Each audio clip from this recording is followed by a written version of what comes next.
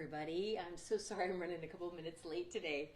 We're in the process of moving, and you know how that goes. It's kind of chaotic. So forgive my tardiness, but I did want to take some time just to come on and talk about a subject that I'm very passionate about and that I know is going to make a big difference for you guys as you proceed in your journey of healing naturally. So we all know with spasmodic dysphonia that we have a vagus nerve issue. So the vagus nerve is the emotional center of the body. And so oftentimes what happens when we have traumas or we have a period of long-term stress, the vagus nerve gets damaged. And that is what happens with spasmodic dysphonia. The vagus nerve and its branches that control the voice are damaged, and that's why we lose our ability to properly function our voice and talk and all that good stuff. So what I want to talk about is several different aspects of trauma, because sometimes we can feel a little stuck when we're in a trauma loop or this kind of recurring theme in our lives where we're kind of just can't move past it. That is a big block for us to move forward in our physical healing, because we haven't managed to rectify and kind of make peace with the other aspects of the trauma. So I've talked before in some of my lives or my YouTube videos about the fact that when we undergo a very traumatic or upsetting situation and we don't have proper glucose in the brain, there's actually parts of our brain that get damaged. So the neurons, the neurotransmitters get burned out, and then we have this kind of like singed pathway there that then becomes this default thing that makes our thoughts go down a certain path related to that trauma over and over again. And so we're kind of caught in an OCD loop, if you will. So, of course, we need to work on healing the nerves in general, the nerves in our vagus nerve and all of that good stuff, but then also parts of the brain that have been damaged. So we will talk some about how to support that brain tissue and bring it back to life a little bit later in this talk, but I just want you to kind of understand what's going on, because that's understanding it is part of the big leap then to doing what's right to fix it. So you have to kind of understand that aspect. So we have a little bit of a damaged brain, and my cat's coming to say hello as usual, per usual. Come on, Luna, you want to come up and be in the shot? Okay, this is Luna. She likes to come up when she wants to come up. She doesn't want to come up when I'm telling her to come. Ay, ay, ay. Okay. So there are coping mechanisms that happen when we undergo trauma. A lot of times, traits of our personality come to light during that time, or actually become dominant, because those are the parts of our personality that actually help us navigate the trauma. When we have chaos going on around us, and some threatening situations, oftentimes we have coping mechanisms. So I'll just give you a couple of examples of coping mechanisms that came up for me. So I had a kind of a chaotic childhood. It wasn't a bad childhood at all. It was really on the scale of 1 to 10. It was pretty decent, but still, unfortunately, even the best parents do some damage.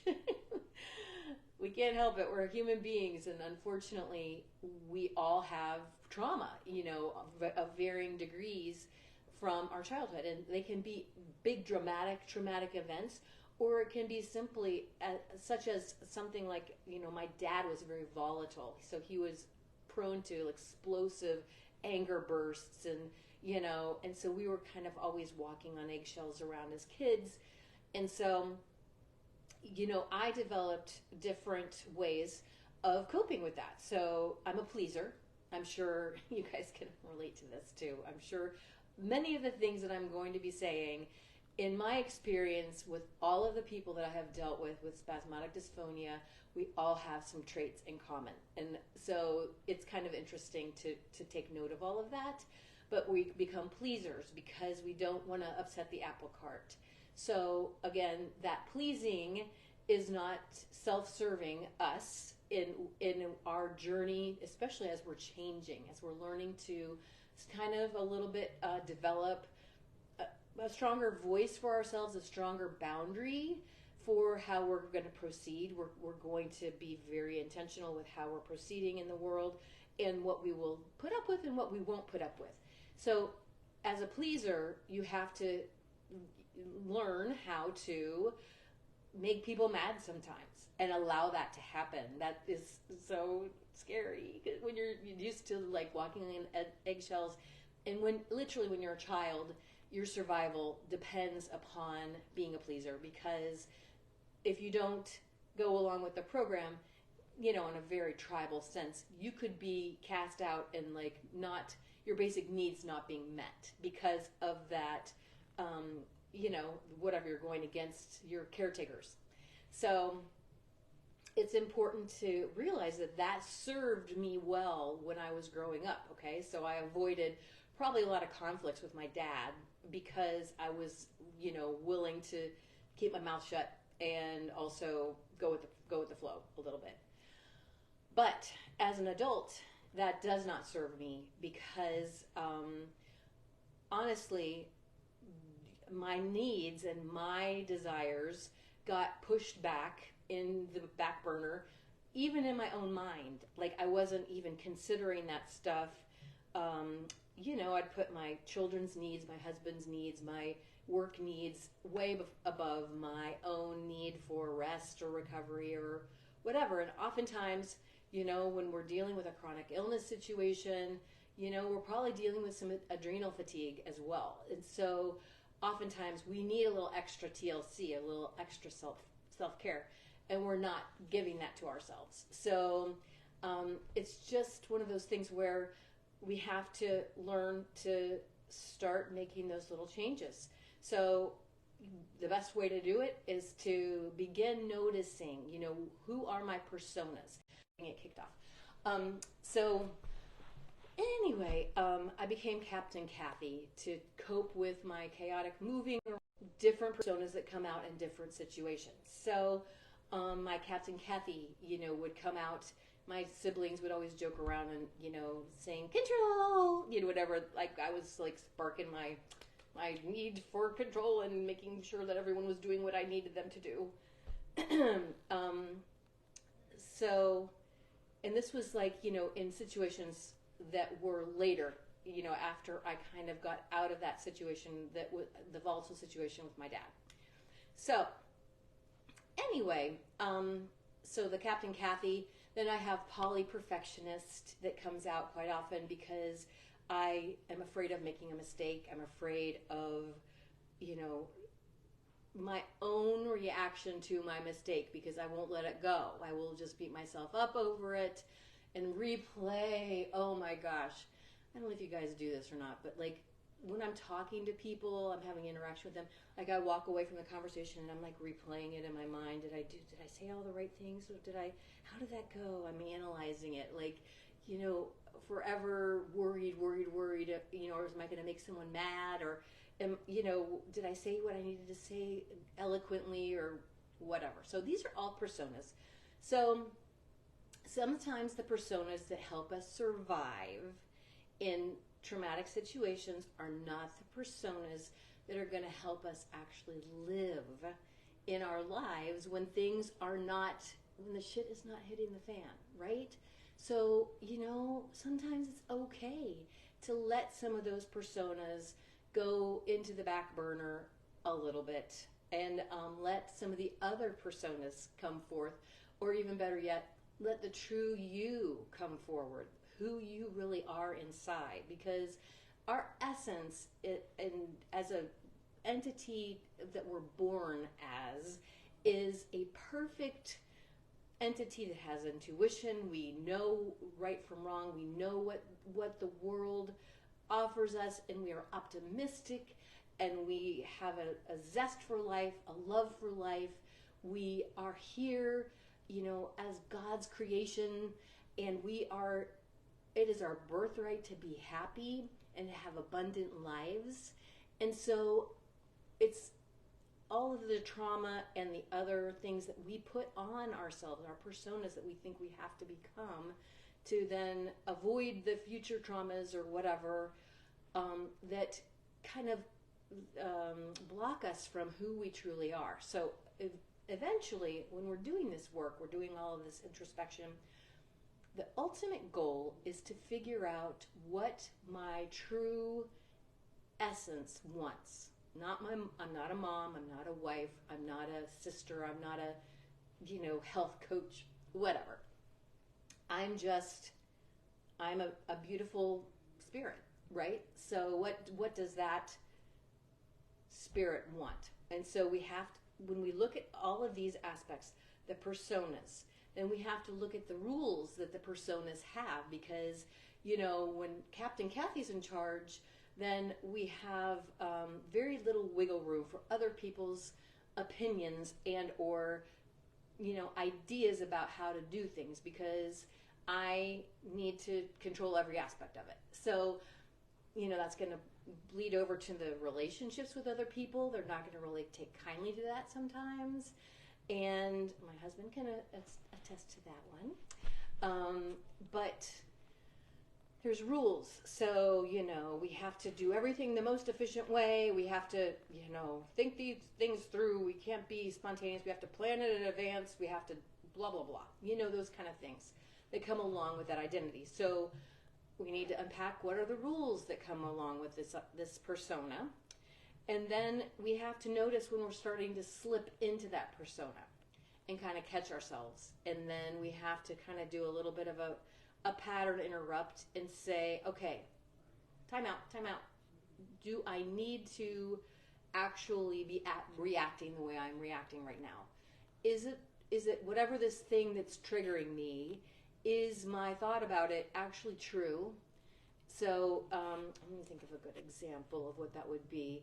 So let's say I'm trying to think of something that would happen in my day-to-day life that would trigger me into the Captain Kathy thing. Well, this whole moving thing that I'm doing right now is a big old trigger for me, because again, everything's in chaos, right? So when you're moving, you got to tear your life apart then to rebuild it. And so sometimes I'm just like, I find myself, catching myself in the middle of the night, going over some details. Okay, I need to list this on Facebook Marketplace. I need to, I need to arrange a handyman in our new house, whatever, blah, blah, blah. I got to, do all these things. And the thing is that I have to just remind myself that it's going to be okay. It's going to be okay. And when that happens to me in the middle of the night, I say to myself, my new rule, because my new rule is not the polyperfectionist, governed by polyperfectionist or Captain Kathy. It is now the mellow Kathy that is striving to fully heal herself and become the relaxed, calm, peaceful person that I know I can be. So I tell that voice that's trying to rattle off the list at 3 a.m. that now is not the time for that, and that we can let that go and we'll address that in the morning, whatever this issue is that I'm thinking of. So I'm just giving you examples of how I utilize these tools in my own life so that you can kind of get an idea. Sometimes when it's an abstract concept of, oh, it's a persona, oh, it's rules. What does that mean? And how does this apply to what I do every day? Because we all have our own little patterns and way that we go through the day. So oftentimes when we are stuck in that trauma loop, we are in a persona a lot. And I know for myself, I would wake up anxious every morning for no reason. And part of it was the whole polyperfectionist thing and the Captain Kathy, that worried that things were going to go wrong for the day, or that I hadn't fully laid my plans, or that maybe I'm groggy because I'm just waking up, so I'm not feeling fully in control. Like I need to hurry up and start really diving in because I let my brain relax. So it's important to just notice these patterns, and then we're going to start evolving them. So when we notice we're slipping into a persona, if we have established we do not want to be that persona anymore, because we're going to be super intentional with how we are in the world every day, set an intention. How do you want to show up in the world? Before your feet hit the floor, just take a moment and say, I'm going to be calm and peaceful, loving and wholehearted. Whatever your words, courageous. And so when we notice that we're slipping into the old, we have to adjust the new belief or thought or persona. And so if I'm not Captain Kathy anymore, I'm Mellow Kathy. So I'm going to be peaceful, I'm going to be calm. And so when we notice that we're starting to get anxiety ridden and also start feeling the need to control, we stop and we say, okay, I'm going to do a pattern interrupt right now, and I'm going to do some jumping jacks or shake my booty or, watch a funny cat video. I don't know. Whatever you like to do. Step outside if it's not too cold where you are. Right now it's snowing where I am, so. So any of these things help us to break that pattern of that persona, and we choose again. Okay, I'm not Captain Kathy anymore. I'm Mellow Kathy. So Mellow Kathy, how would she handle this situation? What would her thought pattern be?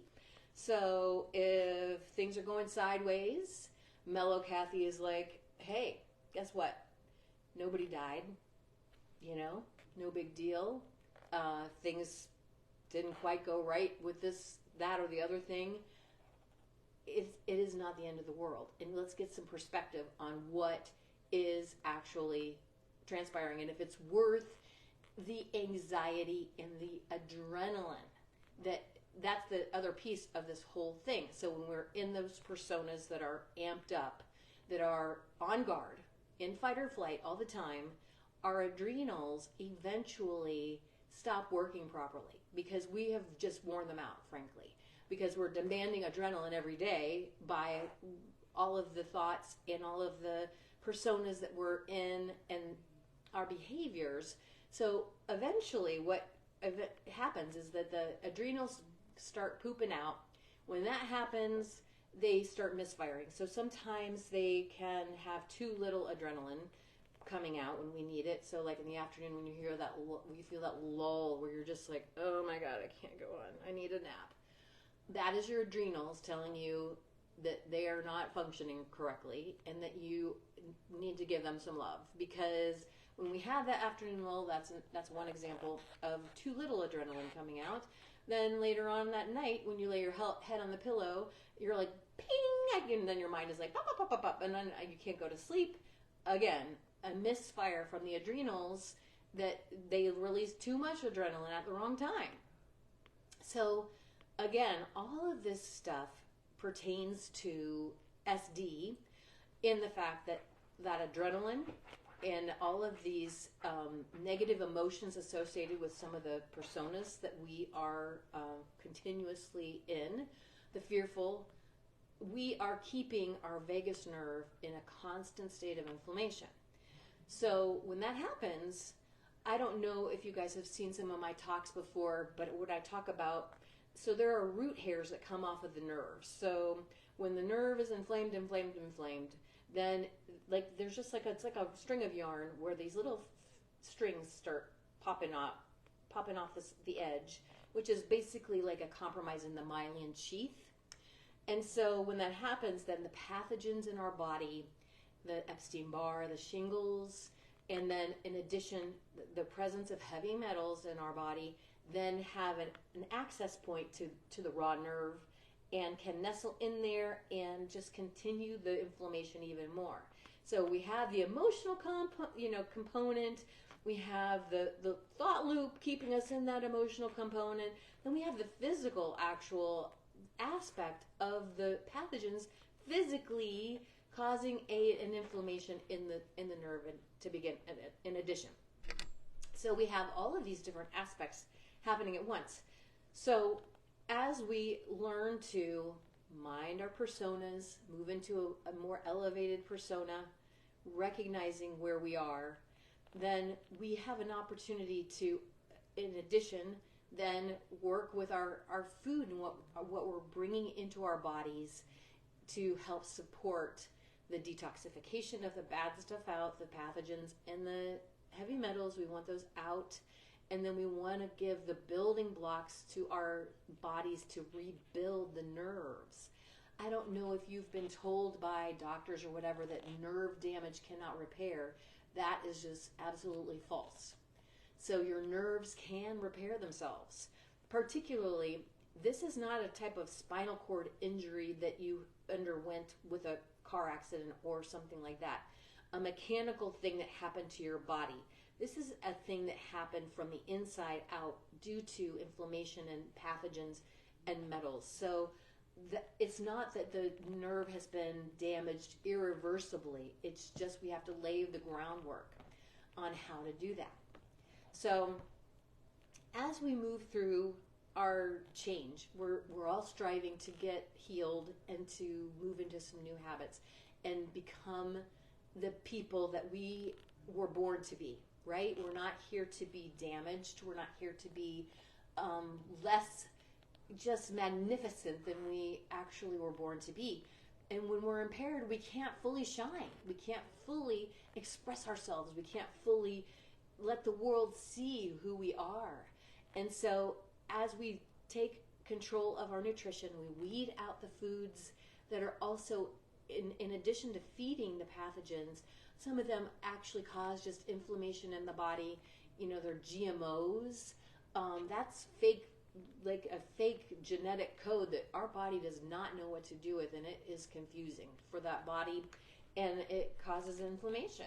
Things like chemicals, things that are like MSG in our food, things like aspartame and those type of things are, again, like just toxic to our nerves, and also get planted in the brain and are not helping the brain function at the very optimal that it can function, which is we need it to come back to doing that. So because our brain is damaged, our nerves are damaged, all of it can be repaired, but we have to set the stage. So in addition to the nutrition, we're going to bring in tons of fruits and vegetables. We're going to bring in all of the ingredients that detox the heavy metals out of our body. We're going to bring in tons of leafy greens and minerals that come from, celery juice and that sort of thing. All right, kitty. We're going to hydrate ourselves. We're going to flush out those toxins. We have to just come at it from all of the aspects. But then, so that's taking care of the physical part of our trauma, because we're supporting the nerves. We're supporting the repair of the nerves so that they can at least calm down. Because sometimes we just cannot calm down when we are in this trauma brain, fight or flight, stuck in the loop. And that's another thing that I want to talk about is that nervous system regulation. So how do we do that? We have to find ways that work for us. We are all a little bit different, and everybody has their favorite thing that they like to do. So regardless, you just have to try a bunch of stuff and see what, A, you can remember to do when you start feeling agitated, B, what feels best to you, what naturally occurs for you. Like right now, I'm deprived of my nature therapy because of the cold temperatures and the snow on the ground. So I don't really want to be outside that much. And so, that is my favorite go-to thing, instant, make me feel better. Another one that I've been leaning on a lot is physical movement. I've been trying to make sure I get some exercise every day because it just boosts my, my serotonin in my brain, And and I'm not talking intense exercise, because you got to find the right balance of where your fitness level is, so that you're not running your adrenals by pushing too hard on your exercise program. That's a dangerous thing that I have done in the past. I trained for a triathlon, and that, I swear to God, that was one of the things that wore down my adrenals and set the stage for when I got sick, because I wound up like a year later starting to get symptoms. Anyway, I digress. I don't have to talk about too much about that, but you can do simple things. You can just like give yourself a hug. It feels so nice. It feels like you're getting a hug from someone else.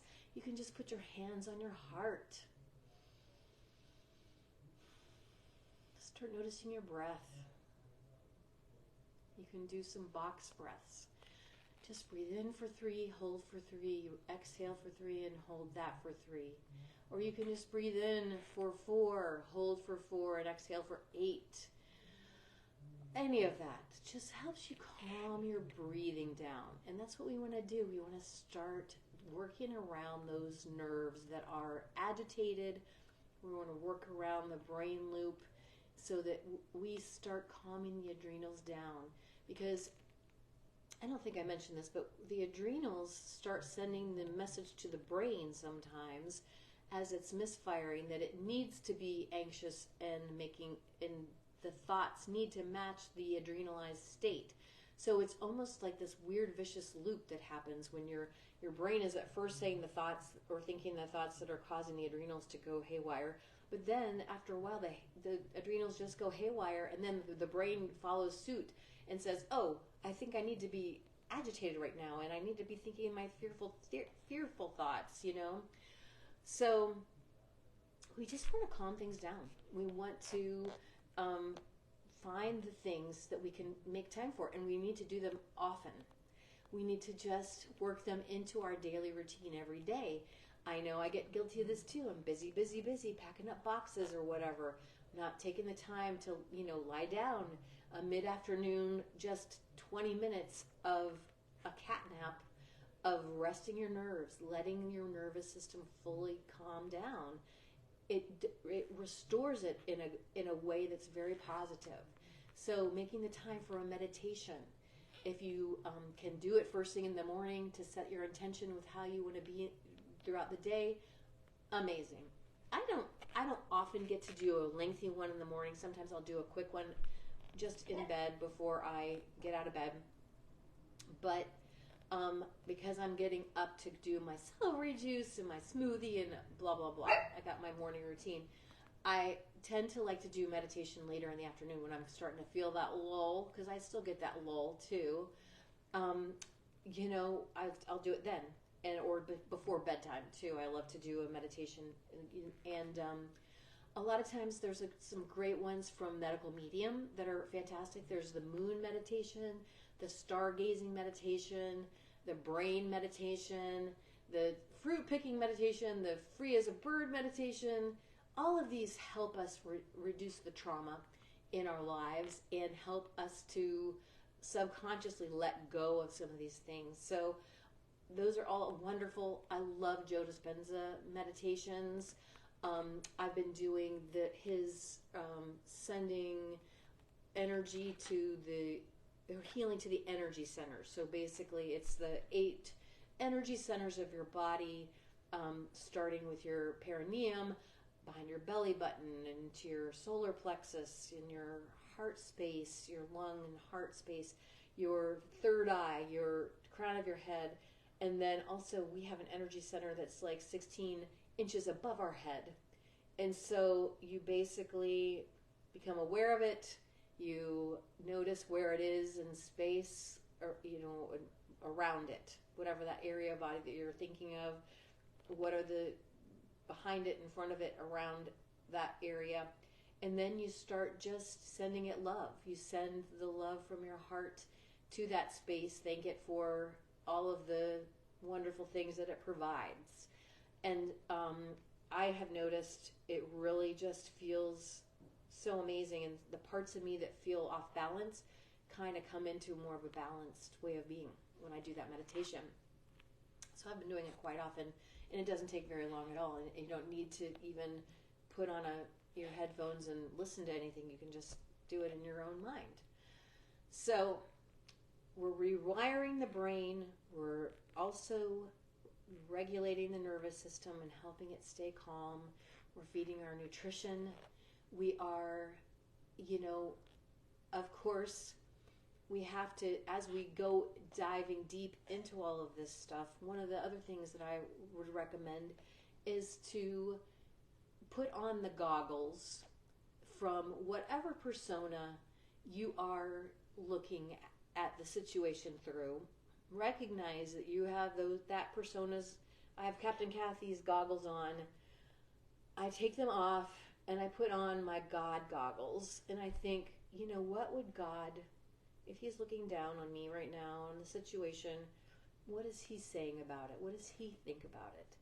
And it sort of removes the judgment and removes the previous story and tape you have continuously playing through your brain about that situation that's triggering you. So starting to see things from God's perspective kind of opens the door for some forgiveness. If there's other people that are involved with your trauma, learning how to not condone what happened, but also just find a way to see it from a different perspective and understand that hurt people, and unfortunately that is a perpetual cycle that happens through the dawn, the dawn of time. And so we just need to take ourselves out of that cycle. We don't want to continue in that cycle. And so as we change the personas, we change our perspective, hopefully we can start just making that 1% shift every day. It doesn't have to be dramatic. I say this all the time. A 1% change every day is what we're looking for. We're going to do 1% better today than we did yesterday, and then again, 1% better tomorrow than we do today. So I hope this helps.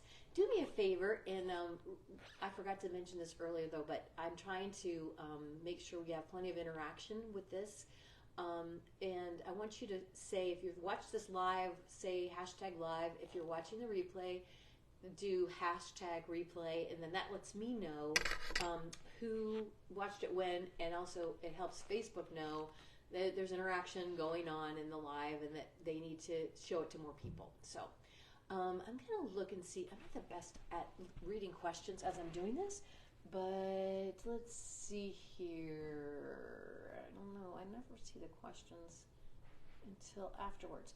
But anyway, feel free to leave some comments or questions below this. I can leave a couple of those meditation links in the comments as well. And then also check out my blog. I have written a blog that pretty much goes over all of this stuff, and I'll put a link to that as well. And there's another YouTube video that I did just a couple days ago about the same subject, so maybe I phrased it in a slightly different way. If you want to watch that, I'll put the link to that as well. But anyway, I hope this helped, and I hope you guys have a better idea of like how the whole trauma thing fits into the whole SD thing, because it is very much connected and very linked. And so when we kind of get a hold of this whole trauma thing, it sets the stage for our healing to happen faster. So anyway, I love you guys so much, and I thank you for watching, and I look forward to seeing you guys more in the group.